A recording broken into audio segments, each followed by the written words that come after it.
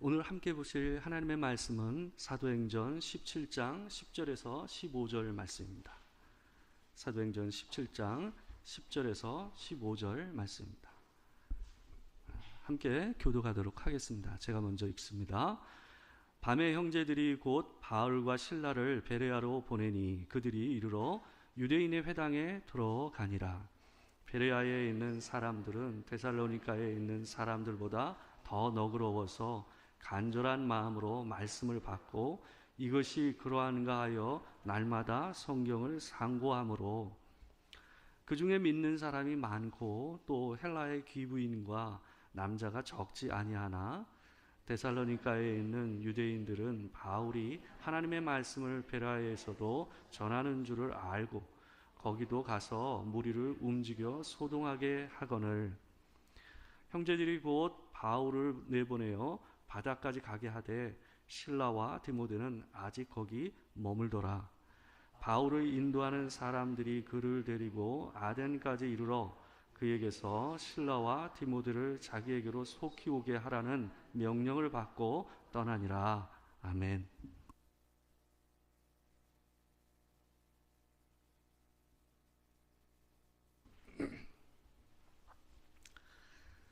오늘은 사도행전 17장 10절에서 15절 말씀을 가지고 말씀과 함께라는 제목으로 하나님의 말씀 전하도록 하겠습니다.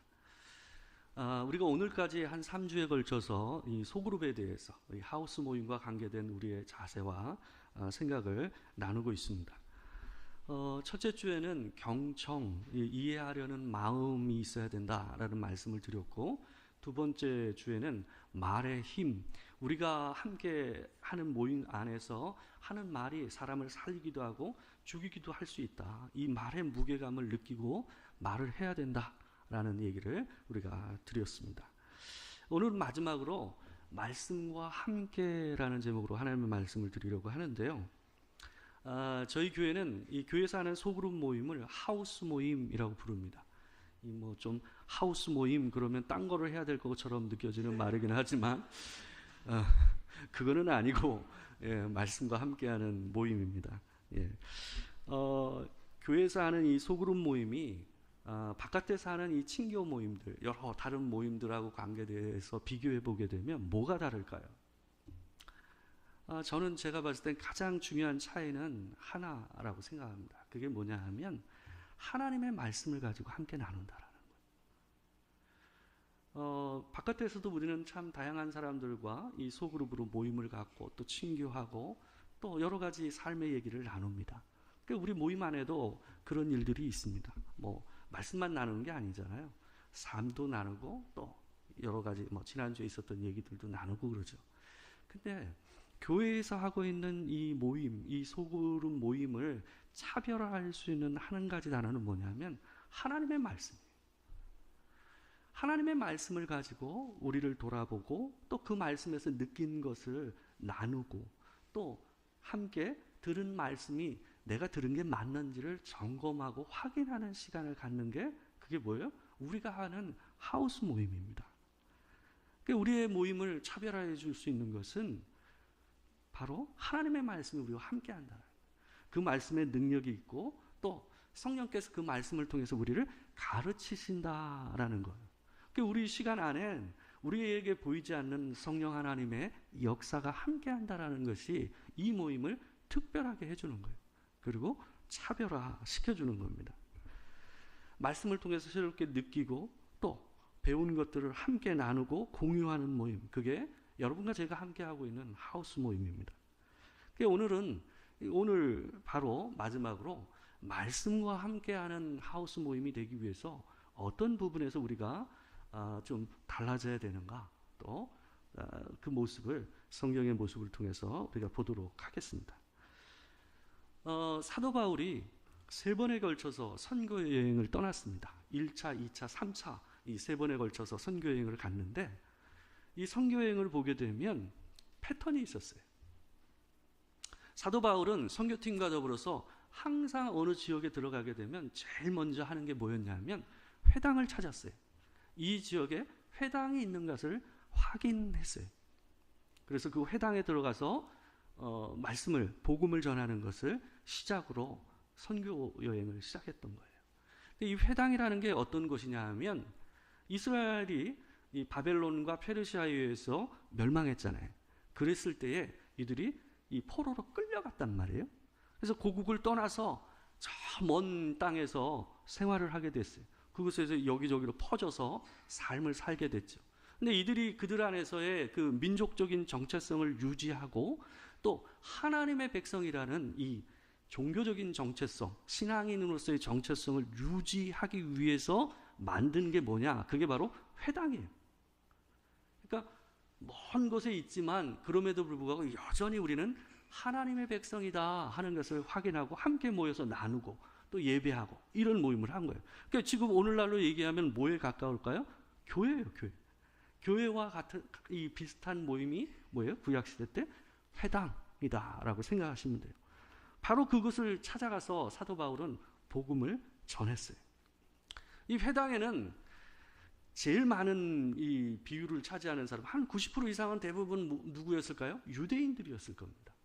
그리고 유대교에 관심을 보였던 헬라인들이 이 그곳에 찾아왔어요. 그리고 그 중에는 어떤 사람도 있었냐 하면 유대교에 개종을 해서 유대교인이 된 신앙인 헬라인들이 있었습니다. 그렇게 회당 안에는 모임이 구성이 됐어요. 그런데 보통 바울이 전했던 이 복음에 대해서 이 유대인들이 별로 좋은 반응을 보일 수가 없었어요.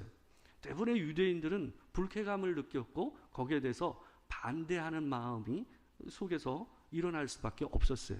왜 그러냐 하면 그들을 철저하게 지키고 또 믿고 살아왔던 율법이 어때요? 이제는 더 이상 의미가 없다라고 얘기하면서 복음을 전했고 또 그들은 여전히 메시아를 기다리고 있었는데 사도 바울은 뭐라 그럽니까? 이미 메시아가 왔을 뿐만 아니라 와서 죽으셨다, 살아나셨다라고 얘기하니 이 사람 입장에서 어때요? 황당하고 벙찌는 얘기입니다. 그래서 사도 바울의 얘기에 대해서 대부분의 유대인들은 좋은 감정과 좋은 반응을 보일 수가 없었어요. 근데 이 사도 바울의 전한 복음에 대해서 반대하는 유대인들의 보인 반응은 크게 한 세 가지 정도는 나눌 수가 있어요. 첫 번째는 뭐냐 하면 반대하고 거부감이 있고 때로는 분노가 일기는 하지만 그럼에도 불구하고 특별한 어떤 바깥으로 행동을 행하지 않는 유대인들이 있었고, 두 번째는 그 마음 안에 일어난 불쾌감과 분노를 직접적인 어떤 이 표현으로 바깥으로 표현한 사람들이 있었어요. 그러니까 불쾌감을 표현해서 이 반대를 하고 쫓아내거나 아니면 더 크게는 폭력을 행하는 경우가 있었죠. 그래서 사도 바울이 종종 돌에 침을 당했잖아요. 그래서 그런 경우들이 있었습니다. 근데 그거보다 더 한 단계 더 위의 모습은 뭐였냐 하면 바로 이 사도 바울이 오늘 본문에 나오는 베레아 지역 그 바로 전에 있었던 데살로니가에서 당했던 상황인데요. 어떤 거냐 하면 사도 바울을 정치범으로 모은 거예요. 그게 뭐냐 하면 로마 말고의 다른 왕과 다른 나라를 얘기하는 자로 몰아간 거예요. 그래서 정치범을 몰면 죽일 수가 있었거든요. 그래서 그렇게 몰아간 거예요. 그거는 뭐하고 똑같을까요? 예수 그리스도께서 예루살렘에서 죽임을 당한 방식이 그 방식이었잖아요.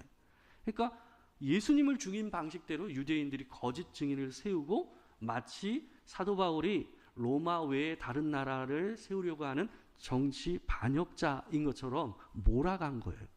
그게 바로 마지막에 나오는 이 세 번째 부류의 반대자들이었습니다. 오늘 본문은 바울이 베레아라는 지역에서 복음을 전했을 때의 상황을 담고 있거든요.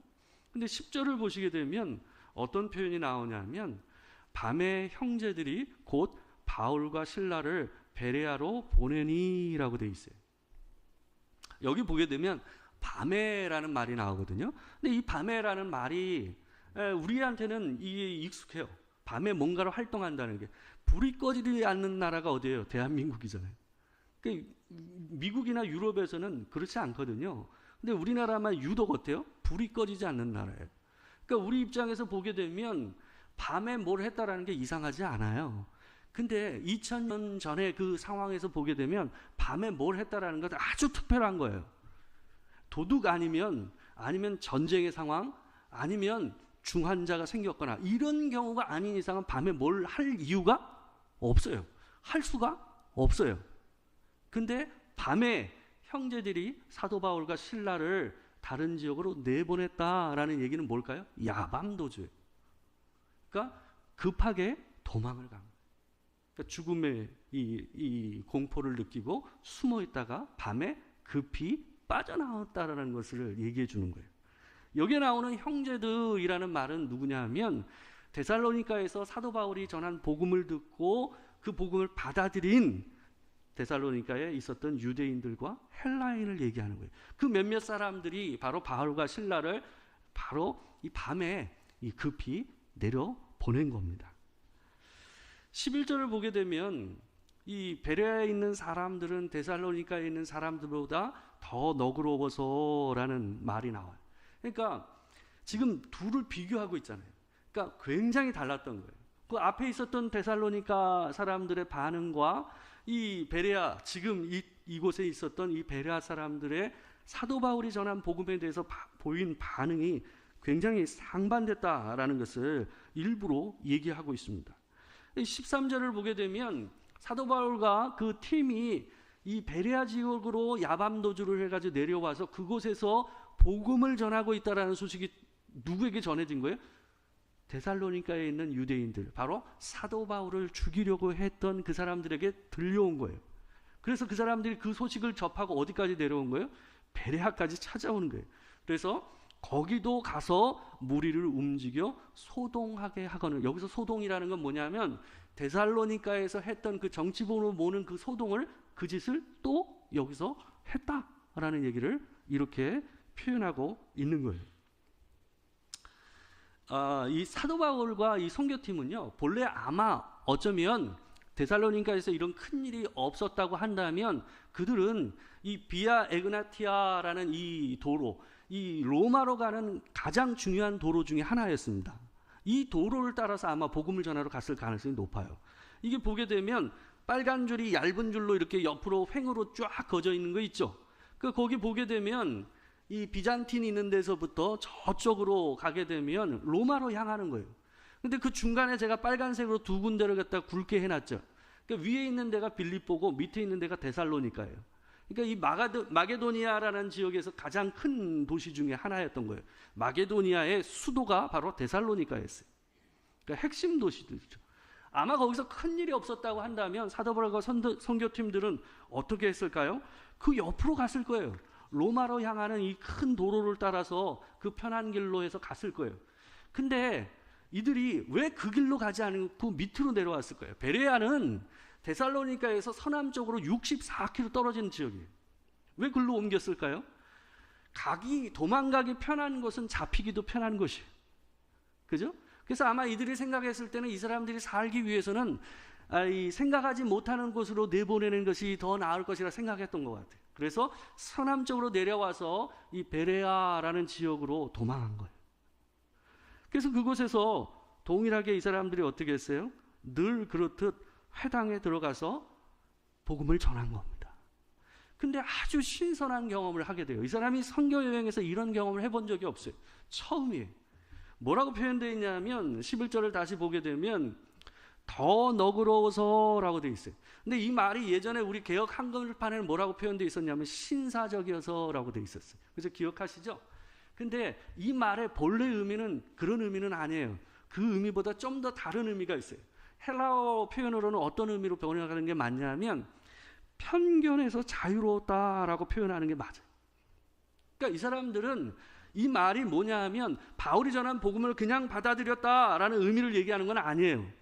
근데 뭐 했다라는 거예요? 편견에서 자유로워서 이 사람들이 바울이 전한 복음을 좀 더 진짜인지 여부를 생각하면서 들으려고 했다라는 의미를 담고 있는 말이에요. 여기서 나오는 이 편견이라는 말이 매우 중요합니다. 이 사람들은요, 자기 나름대로 뭐가 있어요? 이 뭔가를 보면서 이것이 옳다, 그르다, 이상하다, 정상적이다, 그리고 좀 이상하네 하는 불쾌감을 느낀다든지 이런 것들이 있어요. 그죠? 그게 없는 사람은 없어요. 그게 있어야 인생을 살 수가 있으니까. 이 사회 안에서 살아갈 수 있는 이 방식이니까요. 근데 이 부분과 관계돼서 우리가 너무 빨리 어떤 거를 판단하게 되면 그 안에서 뭐가 생겨요? 편견이 생겨요. 이 편견이라는 건 두 가지 경우에 많이 생깁니다. 첫 번째는 뭐냐 하면 평상시에 너무 쏠린 생각을 하고 있는 거예요. 어느 한쪽으로 너무 많은 이 공정하지 않게 쏠려 있는 생각을 가지고 있는 사람을 편견이 있다 얘기하는 거거든요. 그리고 두 번째는 뭐냐 하면 자기가 옳은 생각, 좋은 생각을 가지고 있음에도 불구하고 자기가 판단이 너무 빨라. 어떤 걸 보면서 급히 옳다 그르다를 판단해 버리게 되면 빠른 판단일수록 뭐가 들어갈 가능성이 높아요? 편견이 작용할 가능성이 굉장히 높습니다. 그래서 우리가 편견을 갖지 않기 위해서 중요한 것 두 가지는 뭐냐면 첫 번째는 평상시에 균형 있는 생각을 가지려고 노력하는 것이 굉장히 중요해요. 그래야 하나님의 말씀도 듣게 되고 사람의 얘기도 그 사람을 이해하는 폭도 넓어질 수가 있어요. 근데 또 하나 중요한 건 뭐냐면 이 베레아 사람들의 행동에서 우리가 볼 수 있는 것 중 뭐냐 하면요. 판단을 유보하는 거예요. 너무 빨리 판단을 하지 않는 거예요. 그래야 편견에 빠지지 않는다라는 거예요. 우리가 편견에 빠지기 이 편견이라는 게 배양되기 가장 좋은 환경이 뭐냐 하면 토양이 뭐냐 하면 급한 판단이에요. 그러니까 내가 가지고 있는 상식과 생각을 따라서 빨리 옳고 그름과 좋고 나쁨과 이상하다, 불편하다 하는 생각을 빨리 갖는 거예요. 그러면 편견이 더 심해질 수밖에 없어요. 우리가 물이라는 게 어때요? 한번 휘저으면 어때요? 일반적인 물을 그냥 이런 떠놓은 물 말고요. 일반 개울가에 있는 물을 갖다 한번 작대기로 휘젓고 나면 어때요? 뿌얘지잖아요. 그죠? 깨끗했던 물도 뿌얘지잖아요. 근데 그 구정물처럼 뿌얘진 그 물이 보이기 시작하려면 어떻게 해야 돼요? 기다려야 돼요. 조금만 기다리면 어때요? 물이 다시 부유물들이 깔아앉아서 물이 보이기 시작하는 거예요. 편견이라는 건 그래요. 상당히 많은 편견은요. 판단을 뒤로 하고 조금 기다려서 그 사람을 좀 더 지켜보면 어때요? 그 편견이 상당히 많이 걷어진다라는 거예요. 그래서 그 사람이 보이기 시작해요. 하나님의 말씀도 그래요. 하나님의 말씀을 듣는 일도 그래요. 베레아 사람들과 이 데살로니가 사람들이 달랐던 이유가 뭐예요? 이 사람들은 판단을 유보했어요. 사도 바울의 얘기를 듣고 바로 옳다 그러다 이 사람도 분명히 그 얘기를 들으면서 불편하고 조금 이상하다 하는 생각이 들지 않았겠어요? 유대인들인데 당연히 그 생각이 들었을 거예요. 근데 베레아 사람들이 달았던 거 뭐예요? 그럼에도 불구하고 뭐 했던 거예요? 진짜 이 사람의 말이 진실한지 여부를 어떻게 한 거예요? 그들이 확인하려고 했다라는 거예요. 조금 더 이 사람의 얘기를 들으려고 했다라는 거예요. 그게 이 사람들을 다르게 한 거예요. 그것이 그 사람들에게 하나님의 복음을 듣게 하고 그 복음이 그 사람 안으로 들어가게 하는 작용을 했다라는 거예요. 이 진실이라는 건요. 항상 우리가 생각하는 상식 그 너머에 있는 경우들이 있어요. 그냥 우리 눈에 보이는 겉으로 드러나는 어떤 것 그 너머에 진실이 가려져 있는 경우들이 많다라는 거예요.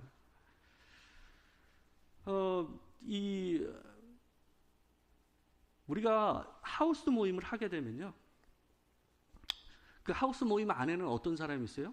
신앙이 단단한 사람이 있고 아직 신앙이 좀 연약한 사람이 있고 예수를 아직 못 믿는 사람도 있어요. 그죠? 근데 그 안에서 우리가 대화를 하고 있는 게 하우스 모임이거든요. 그러니까 신앙이 있는 사람 입장에서 생각해 보면 이게 신앙이 없는 사람의 얘기를 듣는 게 쉽지는 않아요. 대화가 하기가 쉽지는 않아요. 그러니까 나도 솔직히 어땠어요? 예전에 신앙이 없었어요. 나도 분명한 신앙을 가진 지가 그 어느 시점이 있어서 그렇게 됐는데 그럼에도 불구하고 그 신앙이 없는 사람이 얘기를 듣는 게 어때요? 쉽지가 않아요. 편견 없이 듣는다라는 게.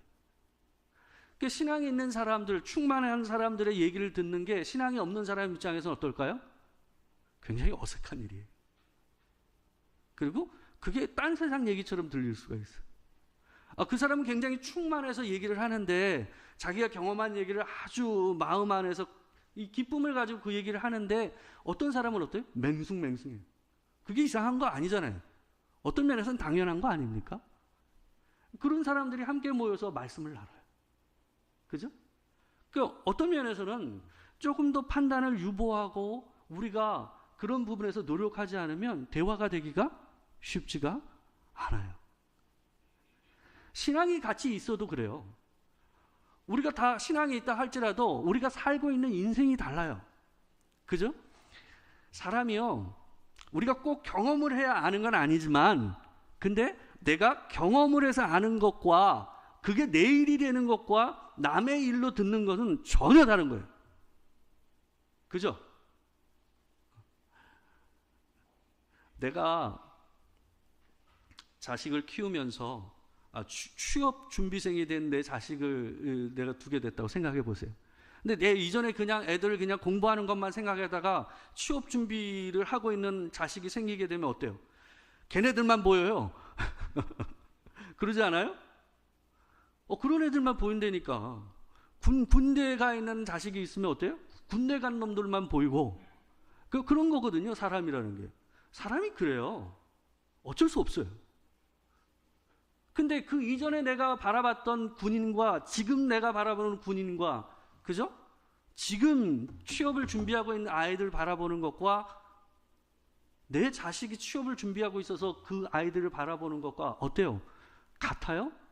다르잖아요. 인생은 그런 거예요. 어쩔 수 없어요. 내가 경험하지 못한 것은 어때요? 어쩔 수 없이 거리감이 있을 수밖에 없다라는 거예요. 그러니까 그 부분에 있어서 좀 더 노력을 해서 그 얘기를 들으려고 하지 않으면 안 보여요. 그 사람의 감정과 그 사람이 느끼는 그 느낌, 삶의 그 정황이 보이지가 않아요. 말씀을 듣는 것도 그래요. 목사님이 말씀을 하는데 오늘은 목사님이 무슨 넥타이를 맸구나. 왜 목사님 꼭 저걸 얘기할 때 저 단어를 쓸까? 이런 거에만 듣지 마시고 그런 거에만 집중하지 마시고 사람의 말이 어눌할 수도 있고 부족할 수가 있어요. 그렇지만 이 사람이 뭘 얘기하려고 할까 하는 거에 집중을 하셔야 돼요. 엉뚱한 것에 자꾸 마음을 두면 그게 안 보여요. 그게 신경 쓰이거든. 예전에 세미나를 하게 되면 예전에 제가 이제 뭐 강의 다니고 예전에 세미나하고 그러면 어떤 경우가 있냐면 제가 아는 선배 형이 그런 얘기를 했어요. 그 유명한 아주 목사님인데 이분이 하는 말이 이상하게 꼭 이 큰 세미나를 하게 되면 와가지고 꼭 질문하는 사람이 있는데 꼭 이런 질문하는 사람이 있다는 거예요. 저 프로젝터 얼마예요? 목회자 세미나야. 굉장히 유명한 사랑의 교회에서 하는 제자훈련 세미나예요. 제가 사랑의 교회 출신이고 거기하고 연결돼서 사역을 하고 그랬어가지고 그분들하고 제가 너무 잘 알아요. 아는 선후배지간이고 그래요. 근데 그 형이 그러는 거예요. 이상하게 와가지고 제자훈련에 대해서 궁금해하지 않고 와가지고 그 PPT 그거 얼마예요? 뭐 이런 거 묻는 거예요. 그 자료 받을 수 있어요? 뭐 이런 거. 와서 제자훈련을 하면서 느끼는 그 소회와 그 어떻게 하면 그렇게 할 수 있습니까? 이런 질문을 던지지 않는 거예요. 사람들이 그렇다라는 거예요. 제가 한 그 유튜브에서 어떤 그 영상을 봤는데요. 외국에서 한 버스에서 있었던 그 사건을 영상을 해가지고 올려놨더라고요. 어떤 경우냐 하면 그 버스에 한 임산부가 탔어요. 이 영상입니다. 버스에 임산부가 만삭이 된 임산부가 탔어요. 근데 버스가 이제 뭐 흐느적거리니 뭐 임산부가 막 얼마나 힘들었겠어요. 그러니까 뒤에 있던 남자가 이로 인해서 불편한 거예요. 마음이 불편했어요. 아니 좀 양보 좀 하지. 양보도 안 하고 주변에 몇몇 사람은 어때요? 연세가 많으신 분들이에요. 근데 유일하게 좀 젊은 사람이 하나 있었어요. 저 빨간 옷 보이시죠? 이 여자분만 젊은 거예요. 근데 저 남자가 뒤에 있었어요. 근데 이 남자만 본 게 아니라 못 일어나고 있는 이 노인분들도 마음이 불편하니까 자꾸 그 여자를 쳐다보는 거야. 근데 그걸 이제 그로 인해서 이 남자가 얘기를 하면서 이 여자한테 불편한 마음을 얘기한 거죠. 그러니까 이 여자가 이제 마지못해 일어납니다. 근데 충격적인 장면이 보이게 돼요. 이 여자 한쪽 다리가 뭐예요? 의족이에요, 의족. 한쪽 다리가 없는 거예요. 안 보였던 거죠. 그러니까 나오고 나서 이로 인해서 서로가 민망해졌겠죠. 근데요, 솔직히 이게 어떤 장면으로 영상으로 보여줘서 그렇지 우리 삶에는 이런 일이 너무 많아요. 내가 인식하지 못하고 남의 인생에서 보이지 않는 영역이 있게 마련이란 말이에요. 그 의자 속에 감춰져 있는 의족처럼 남의 인생에는 내가 보지 못하는 게 있어요. 어떤 사람은 하우스 모임에 나오는데 한마디를 하질 않아요. 혼수상태에서는 가만히 있어요. 근데 계속 와요. 근데 말을 안 하는 데는 이유가 있는 거예요. 그 사람의 인생에 이유가 있는 거예요. 말을 많이 하는데도 이유가 있는 거예요. 그잖아요. 어떤 사람의 얘기를 듣고 어느 순간 눈물을 흘리는데도 이유가 있는 거예요. 왜 내내 바닥을 보다가 누군가 어느 얘기를 할 때 고개를 번쩍 들까요? 이유가 있는 거예요. 우리가 보지 못하는 이유가 있어요. 근데 우리가 집중을 해서 그 사람들을 판단을 유보하고 차분히 그 사람의 이 모습을 그때 보이는 태도와 모습과 말과 이런 것들을 유심히 보면 이 여자의 의적이 보이듯이 보여요. 근데 마음을 써서 신경을 써서 그 얘기를 듣지 않으면 겉으로 나오는 말만 들어요. 누군가가 계속 투정을 한다고 생각했어요. 인생이 이렇게 힘들어요. 그냥 그 인생에 힘들다는 그 말만 듣고 거기에 대해서 왜 그래? 감사해야지. 이 말만 할 수 없잖아요. 그 말 하기 전에 저 사람이 정말 왜 힘들까? 저 사람 인생 안에는 내가 모르는 뭐가 있을까? 하고 바라봐줘야 돼. 그리고 봐야 돼. 기다려줘야 돼. 그러지 않으면 그 사람 인생 안으로 내가 들어갈 수가 없어요. 거기서 어떻게 나눔이 이루어질 수가 있겠냔 말이에요. 베레아 사람들이 하나님의 말씀을 들으면서 이 바울에 대한 판단을 유보하고 들으려는 태도를 함으로써 뭐가 있었냐면 11절을 보게 되면 이 일로 연결이 됩니다. 더 너그러워서가 일로 연결되는 거예요. 편견이 없는, 편견에서 자유로운 마음이 어디로 인도돼요? 이것이 그러한가 하여 날마다 성경을 상고함으로. 이것이 그러한가 하여. 뭐요? 하나님의 말씀이 진짜 그 사람이 얘기한 말이 진짜 그런가를 뭐요? 확인하는 과정으로 그 마음을 이끌어가는 거예요. 설교 때 들은 말씀을 다시 하우스 모임에서 곱씹고 진짜 그런지를 서로의 얘기를 통해서 돌아보는 거예요. 그게 하우스 모임을 하는 이유예요. 그런 시간은 내가 느끼지 못했고 또 생각하지 못했던 얘기를 남의 얘기를 통해서 듣게 되는 거예요. 그리고 내가 느꼈던 얘기가 때로는 잘못된 생각이었구나, 내가 잘못 들었구나 하는 것을 뭐예요? 남의 얘기를 통해서 어때요? 정리되고 확인되는 과정들을 갖게 되는 거예요. 여기서 날마다 성경을 상고했다라는 말을 오늘날의 우리의 입장에서 생각하면 안 돼요. 그러면 이 사람들이 이 성경 들고 늘 날마다 성경을 읽었구나 이렇게 생각하시면 안 돼요. 왜냐하면 오늘날처럼 여러분과 저처럼 성경 하나씩 저 뒤에 가면 성경 막 수십 개 있잖아요. 그런 시절이 아니에요. 성경이 개인이 소장할 수 있는 시절이 아니라고요. 여기서 날마다 성경을 상고했다라는 이 말은 무슨 의미를 담냐면 회당에 모였다라는 거예요. 왜냐하면 회당에만 있으니까. 오늘날처럼 종이에 성경이 기록된 게 아니에요. 파피루스라는 거 뭐예요?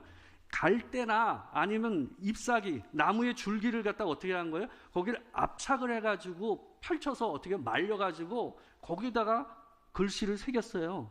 그걸 파피루스라고 해요. 성경을 그렇게 기록했어요. 그래서 그걸 둘둘둘둘 말아놓은 거예요. 그걸 두루마리, 성경 두루마리. 그게 회당에만 있었어요. 오늘날처럼 모든 성경이 있지도 않았어요. 부분적으로 간직이 되는 거죠. 비싸니까. 그러니까 이 사람들이 날마다 성경을 상고했다는 얘기는 뭘까요? 모였다는 얘기예요. 모여서 함께 들은 말씀을 되새기고 그게 진짜 맞아?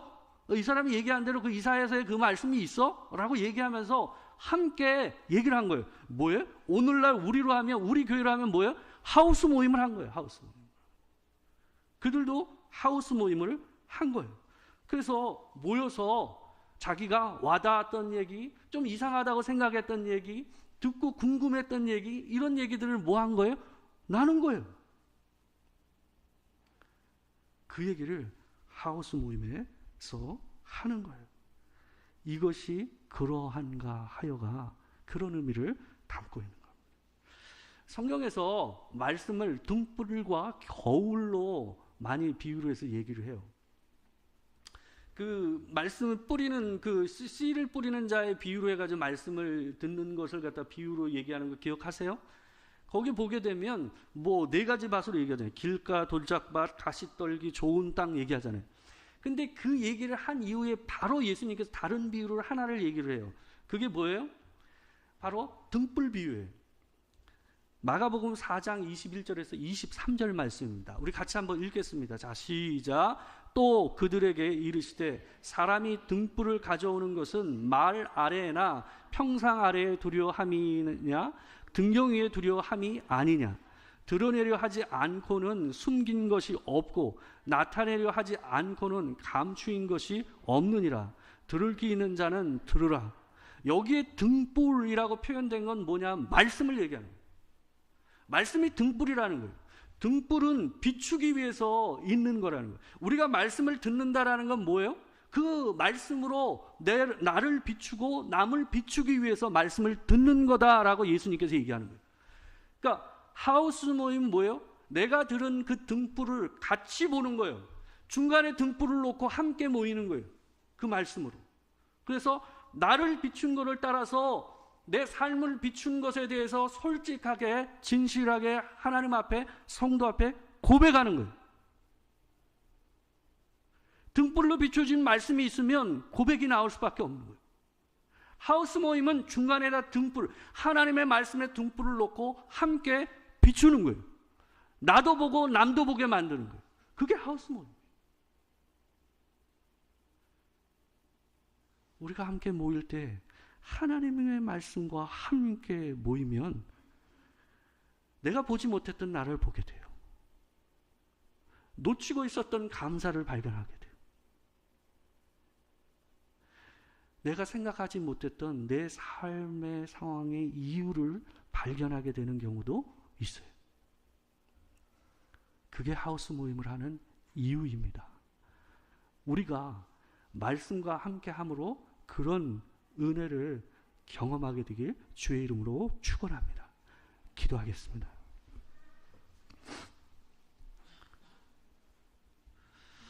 사랑하는 주님,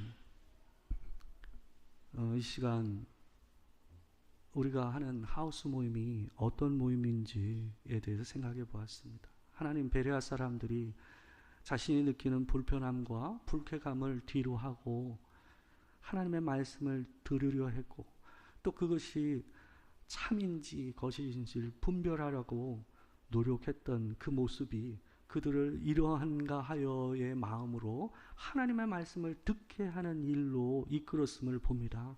하나님, 우리 안에도 그런 일이 일어나게 하여 주시옵소서.